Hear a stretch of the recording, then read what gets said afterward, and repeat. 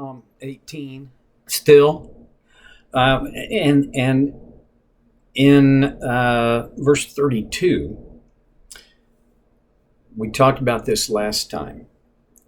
David writes, God arms me with strength, and he makes my way perfect. Now that he makes my way perfect is worth coming back to and kind of pulling it apart and thinking deeply about it. He makes my way. Where did it go here? He makes my way perfect. We talked about perfect. Are we talking about flawless? Are we talking about no imperfections? Are we talking about perfect in this absolute sense? Or is there some other aspect of perfect that might fit here? I think, first of all, I'm not sure that it matters. But it's worth thinking. He makes my way perfect. Perfect in what I think probably the best biblical definition. The way that term is used most often biblically has less to do with flawless and more to do with complete. And so he makes my way complete. So now this is just me thinking out loud, but I'm thinking, okay, on my way, I honestly rarely get more than one step at a time. We talked about that, where God was a lamp. And the lamp gives light for the next couple steps. So if God makes my way perfect, then I have this sense that it reinforces a truth that is way worth bearing in mind. God already knows the entire path. He's not in heaven going, gee, I wonder what he's going to do next. Oh, that's not how God works, right? God, he knows everything. And that includes all of human history, parts that I have lived and parts that I have not yet lived, but God knows it all. It's the only way he would be able to make my way complete. Now, here's the second part of that. He makes my way complete. As hard as I might try to devise a perfect plan, a full and complete itinerary for my life, I'm not going to be able to. I think my wife and kids think I'm joking, but I probably not really. I intend to be cremated, which you can think whatever you want to about cremation. I don't honestly. I don't much care. And so, if I had a gravestone, there's several things I want to put on my gravestone, but currently, the one that's in first place is, he planned, God laughed. Many things in my life feel that way, seem that way to me. And one of the reasons it seems that way is because I am incapable of creating a perfect plan. No human could. All right, if he makes my way perfect, two things.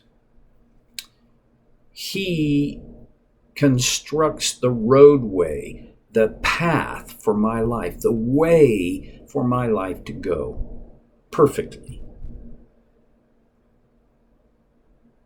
And is it possible that our God is so sovereign and powerful, and because he doesn't exist within time, but time exists within him, it's possible that all of what I look at in my life and think, "Ooh, I wish I hadn't done that," or "That was not a good turn," or "That was an absolute disobedience of him. How could that be in his perfect way for me?" I'll never be able to fully explain it, but my explanation is that's how big God is. And I don't mean this critically, but if God is not that big for you, again, I don't mean to be mean, but I don't think you got a big enough God. I occasionally hear people go, "God doesn't care about that stuff. It's not even it. It's so little. It's so tiny in the big scope." Whoa, whoa, whoa, whoa, whoa. If God was human, I would say, well, that's true. He's not human. He's infinite, and he's perfect.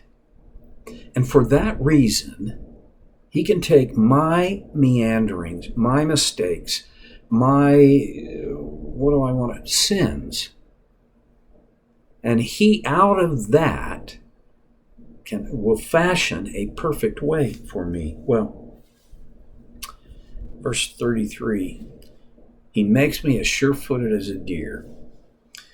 I don't have very much experience with deer.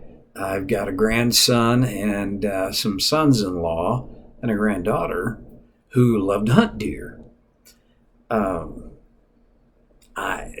They are the videos that I've seen of deer, and the times, it's not like I've never seen a deer in real life. I have. I'm just not, a hunter, and I'm not the guy that's gonna hang out there. It's 14 degrees, and we've been out here since 4 in the morning, and that's just not my deal. But deers, man, they're sure-footed. God made them that way. David writes, he makes me as sure-footed as a deer. He makes me, enabling me to stand on mountain heights. Well, that's all metaphorical. It's absolutely symbolic. He makes me as sure-footed as a deer, enabling me to stand on mountain heights. What's that about? Well, I think it has to do with the fact that I can be confident that God has not turned me loose to try and figure this out the best I can. He has. He makes me as sure-footed as a deer. I like being sure-footed. I like making good decisions. I like living in a way that I don't have to live with the consequences of regret and worse for bad choices that I've made. Now, I can't do that on my own. He does that. He enables me to stand on high mountains. Verse 34. He trains my hands for battle. Boy, we're moving from genre to genre, or at the very least, snapshot to snapshot here, right? We've got a deer on the heights of a mountain, and then all of a sudden, he trains my hands for battle. We've gone from the pastoral to combat. I am grateful to God that I have never been a soldier. I want to believe that I could have been a decent soldier. I don't know, but I never had to. I graduated from high school in 1971. That was the days of the lottery, and my lottery number was like 254. It was very high. And then I went to Bible college, and I had a clergy exemption. So didn't have to go to war. But don't think for a minute I have not seen warfare. It's all been spiritual, but I've seen it, and so have you.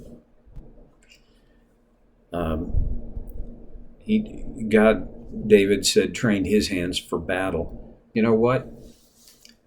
God desires, he wants to train you and me for battle. You look at Ephesians chapter 6, that famous section about the armor of God and the pieces of the armor, the belt of truth, you begin there. The breastplate of righteousness. You then have the shield of faith, and the shoes, the readiness of the gospel, and the sword of the Spirit, the breastplate of righteousness. You know, all of those things set us up to encounter the enemy in front of us. Someone years ago pointed out, and I'm sure probably the truth is millennia ago, someone pointed out that armor doesn't cover your back. It only covers your front. God trains my hands for battle. And that has to do, in David's day, with the use of a sword, a dagger, a spear. This has to, because most of warfare in that day was what we would call hand-to-hand combat. You don't just jump out there and become effective with a sword or a spear or a dagger or a bow and arrow. You have to be taught. I don't think there's a tough tension in terms of the spiritual warfare, the battle that I think every follower of Jesus needs to have their hands trained for. And the tension is this: everything in my life probably is not spiritual warfare. Every bad thing or negative thing that happens to me probably is not the result of the devil, our ultimate enemy, intervening to do us harm. But there are times when it was him, and it was spiritual warfare. It is him, and it is spiritual warfare. If our entire view of life becomes consumed with the idea of spiritual warfare, well, I once read that, you remember Pavlov, right? And Pavlov's dogs, I think it was Pavlov. No, it wasn't, now that I'm thinking about it. It was the guy that had the hierarchy of needs, Maslow. One of those two guys, old dead guys by now, said, when the only tool in your kit is a hammer, everything looks like a nail. Well, everything is not a nail, and everything is not spiritual warfare. But on the other hand, it is real. And we've got to have God's help to train our hands for that battle. I think it's a legitimate prayer to pray. God, train me. Make me ready for the warfare when it comes. Well, my time's up. I'll come back where we left off here when we get together next time on Soul Care with Stevie Boy.